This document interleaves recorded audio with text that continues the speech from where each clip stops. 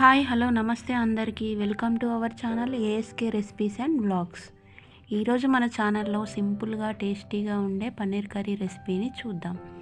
ఈ paneer curry recipe రైస్లో కానీ చపాతీలో కానీ ఎంతో టేస్టీగా ఉంటుందండి. తప్పకుండా ఒకసారి మీరు కూడా ట్రై చేయండి.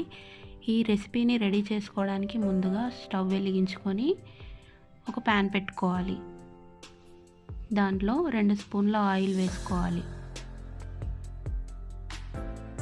ఆ తర్వాత ఆయిల్ హీట్ ఎక్కిన తర్వాత పన్నీర్ ముక్కలు కట్ చేసుకొని ఫ్రై చేసుకోవాలి. పన్నీర్ ముక్కలు పచ్చివాసన పోయేంత వరకు బాగా ఫ్రై చేసుకోవాలండి. ఇలా నేను చూపించాను కదా, ఈ కలర్ వచ్చేంత వరకు ఫ్రై చేసుకోవాలి. ఫ్రై చేసుకున్న తర్వాత ఒక ప్లేట్లోకి తీసుకోవాలి. ఆ తర్వాత ఇందులో టమాటా ముక్కలు, ఉల్లిపాయ ముక్కలు, 2 పచ్చిమిర్చి కట్ చేసుకొని వేసుకోవాలి. ఇవి బాగా ఉడికేంత వరకు ఫ్రై చేసుకోవాలండి.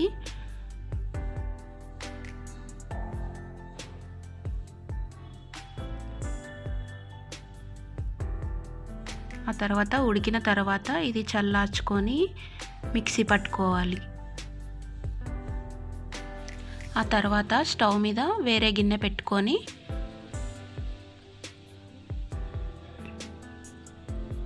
అందులో ఒక 2 స్పూన్ల ఆయిల్ వేసుకోవాలి. ఆ తర్వాత ఇందులో కొద్దిగా మసాలా వేసుకోండి. దాల్చిన చెక్క, లవంగాలు, షాజీరా, 2 ఇలాచి. మసాలా పౌడర్ కూడా వేసుకోవచ్చండి, కానీ నేను ఇక్కడ విడి మసాలా వేస్తున్నాను. ఒకవేళ మీరు మసాలా పౌడర్ వేసుకుంటే లాస్ట్లో వేసుకోండి. తర్వాత కొన్ని ఉల్లిపాయలు చిన్నగా కట్ చేసి వేసుకోవాలండి. ఉల్లిపాయలు బాగా ఫ్రై అయిన తర్వాత కొద్దిగా కొత్తిమీర వేసుకుందాం.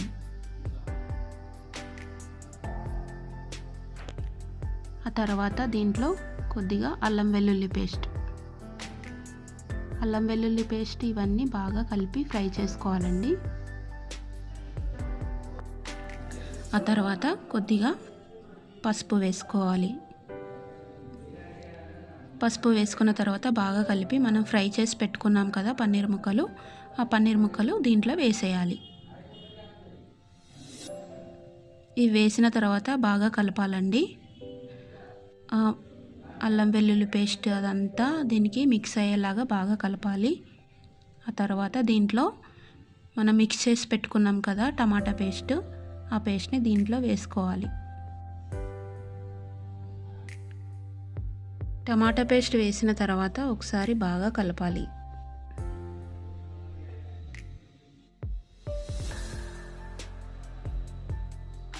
ఒకసారి బాగా కలిపిన తర్వాత దీంట్లో ఒక గ్లాస్ వాటర్ వేసుకోవాలి.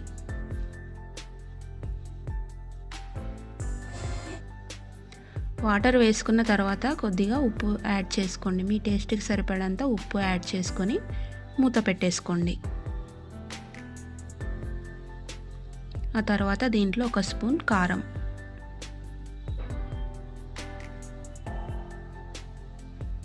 వేసిన తర్వాత బాగా కలిపి మూత పెట్టేసుకోండి.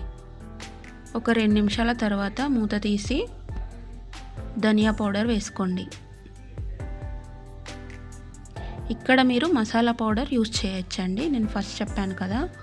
ఆ తర్వాత ఒకసారి కలిపి మూత పెట్టేసుకోండి. తర్వాత ఒక 2 నిమిషాల తర్వాత మూత ఓపెన్ చేసి చూడండి. చూసారు కదా ఆయిల్ ఎలా పైకి వచ్చిందో.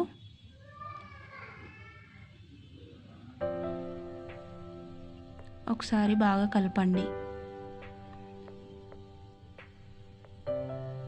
ఇలా కర్రీ దగ్గర పడేంత వరకు ఉడికించుకొని ఆ తర్వాత కొత్తిమీర వేసుకొని మూత పెట్టేసుకోవాలి. మూత పెట్టేసుకున్న తర్వాత స్టవ్ ఆఫ్ చేసుకోండి. అంతే అండి, ఎంతో సింపుల్గా ఉండే టమాటా పన్నీర్ కర్రీ రెడీ అయిపోయింది. చాలా సింపుల్గా ఉంటుందండి, మీరు కూడా తప్పకుండా ట్రై చేయండి. అంతేకాదండి చాలా టేస్టీగా కూడా ఉంటుంది. ఇది చపాతీలో కానీ రైస్లో కానీ ఎంతో టేస్టీగా ఉంటుందండి. తప్పకుండా ట్రై చేయండి. అలాగే ఇలాంటి రెసిపీస్ కోసం నా ఛానల్ని తప్పకుండా సబ్స్క్రైబ్ చేసుకోండి. నా ఛానల్ వచ్చేసి ASK recipes and vlogs. Thank you for watching.